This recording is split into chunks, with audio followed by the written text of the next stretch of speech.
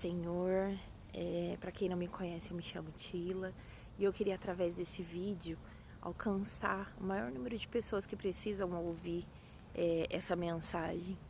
Essa semana é uma semana muito especial para mim e, através desse vídeo, eu queria contar um pouquinho da minha história, um pouquinho do que Deus fez na minha vida, um pouquinho do que marcou a minha vida. Essa semana é uma semana que me traz muita felicidade, porque é a semana do meu aniversário e também é a semana que Deus começou uma nova história na minha vida. É a semana que Deus começou a cumprir as promessas dele na minha vida. Há 15 anos atrás, mais ou menos, Deus me entregou uma promessa de que meu esposo se converteria, iria para o caminho do Senhor e que ele ia ser uma bênção, que ele ia ser um pregador, que ele ia pregar nos 4 cantos dessa terra. Quando Deus me entregou essa promessa, eu achei que o meu esposo, essa época o meu esposo estava preso. O Fábio sempre teve muitos problemas com vício, com coisas erradas. O Fábio nunca teve contato com Bíblia, com igreja.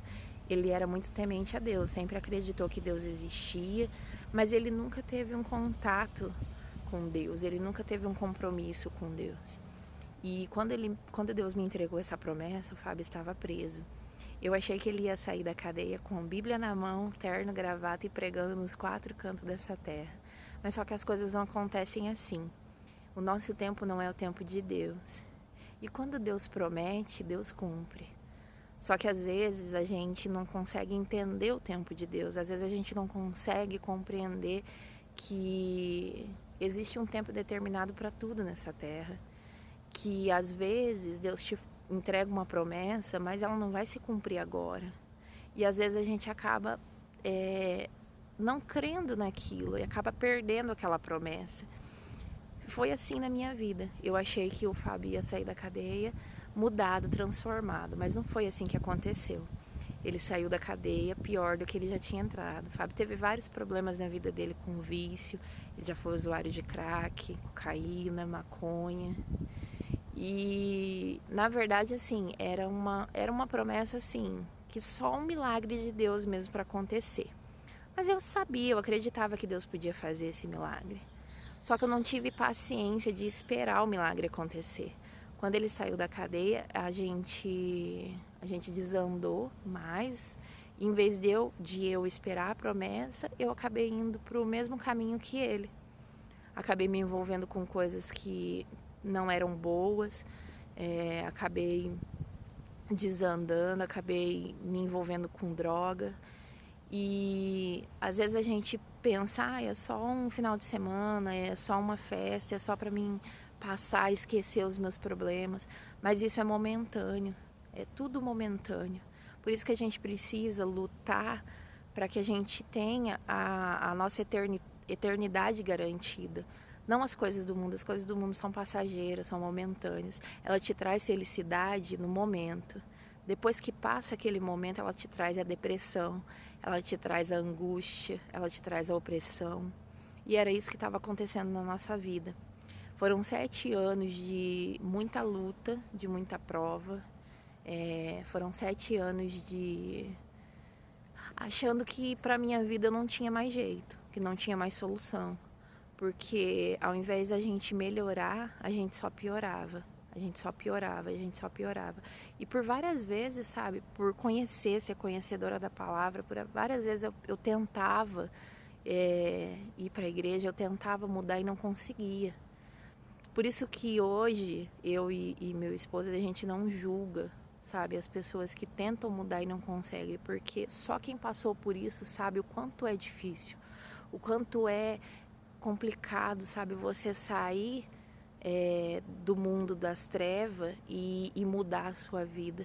É muito difícil. Então, se você conhece alguém, se você busca a salvação de alguém, se você ora por alguém nesse sentido, não perca a fé e também não julgue, não diga que ele faz porque ele quer, porque eu vivi isso e eu posso dizer com propriedade que não é fácil, não é fácil. É só Deus para ajudar, é só Deus para libertar, é só Deus para transformar. Mas Deus pode fazer isso, porque Deus fez a minha vida. No dia 22 de abril, que é o dia do meu aniversário, foi aí que começou o trabalhar de Deus na minha vida e na vida do meu esposo. No dia 22 de abril, de madrugada, a gente tinha... Era meu aniversário, a gente tinha bebido, a gente tinha usado droga. E no meio da madrugada, eu comecei a passar mal. Eu adormeceu o lado direito do meu corpo todo, eu perdi o movimento do lado direito e fui para o hospital. Eu vou tentar abreviar, mas se você tiver interesse de conhecer a minha história, pode me procurar que eu conto sem problema nenhum, com mais detalhes. Eu estava tendo um AVC e eu fui para o hospital, tive 3 crises de AVC. Só que antes de eu ir para o hospital, a hora que eu estava na frente da minha casa, que eu comecei a passar mal, a hora que eu vi que eu estava tendo um AVC, eu falei, meu Deus, eu vou morrer. Porque eu entendia o que era que estava acontecendo comigo, eu entendi que aquilo era um AVC. E na maioria das vezes o AVC a pessoa não sobrevive. E eu falei para Deus, falei, Deus, no meu pensamento, porque eu não conseguia falar, né? Eu perdi o movimento da língua. No meu pensamento eu falei, Deus, se tiver como, Senhor, me dá outra chance. Me deixa cuidar dos meus filhos. Mas se não tiver como, Deus, pelo menos me perdoa e me deixa, Deus, entrar na glória. Em Jeremias 1:5 fala que Deus, ele conhece a gente antes da gente estar no ventre da mãe da gente. Então eu creio que ali naquele momento, naquela madrugada, aquela frase que eu falei para Deus, Deus viu que era sincero, que era de coração. Deus viu que o que eu estava dizendo, que eu estava arrependida, era de dentro do meu coração. E ali ele me estendeu a mão e me deu uma segunda chance. Ali, a hora que o espírito da morte estava lá dentro do meu quarto, dizendo, agora eu levo ela. Ali ele me estendeu a mão e disse, não, nessa daqui não, essa eu tenho plano. E ele me estendeu a mão e me deu uma segunda chance. Eu fui para o hospital, tive mais 2 AVC. Antes da ambulância chegar, eu me lembro que eu olhei para o Fábio e com muita dificuldade peguei a outra mão, né, que eu estava sem movimento, e direcionei em direção ao nariz e falei para ele, nunca mais. E ele, naquele momento também, olhou para mim e falou, Tila, nunca mais, eu quero isso para minha vida. E aí eu fui para o hospital, tive mais 2 crises de AVC. Na terceira eu não aguentei, fui entubada, fiquei 2 dias entubada, perdi os movimentos do lado direito, eu não conseguia andar, tive que tomar banho de leito, usar fralda. Fiquei 5 dias na UTI. No terceiro dia que eu tava lá, que eu tava voltando da intubação, que eu acordei, o Fábio foi me visitar e ele falou pra mim assim, Tila, pode sair mais cedo um pouquinho? Aí eu falei, por quê? Minha fala já tava começando a voltar e aí eu perguntei pra ele por quê. E ele me disse, porque eu vou na igreja, sozinho. E aí eu falei, claro que pode. Gente, depois daquele dia, era uma quinta-feira. Depois dessa quinta-feira, o Fábio nunca mais faltou um culto. Nunca mais deixou de servir esse Deus. Nunca mais deixou de ir para a igreja, de andar com Cristo. Voltei para casa, fiquei 8 dias internada, voltei para casa. Aos pouquinhos Deus foi me curando, restaurando a minha saúde. Tive que fazer fisioterapia domiciliar para voltar a andar. Voltei a andar, graças a Deus não fiquei com sequela nenhuma. No mês de maio, eu tive esse AVC agora em abril, né? No mês de maio eu fui para a igreja, me reconciliei com Deus e nunca mais deixei de servir esse Deus.